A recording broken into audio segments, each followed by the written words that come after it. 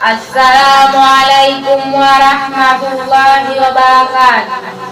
Waalaikumsalam warahmatullahi wabarakatuh. Alhamdulillahi rabbil alamin wal aqibatu lil muttaqin wa sallallahu wa sallam ala abdihi wa rasulihi nabiyyina Muhammadin Sallallahu alaihi wasallam wa ala alihi wa ashabihi ajma'in, amma ba'd.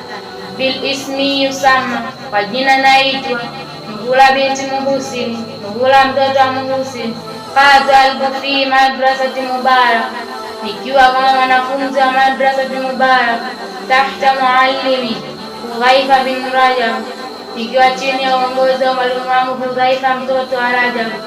Ana huna lilhusul ala ma a'dadit, nipo hapa ili nafikishia niliyoandaa.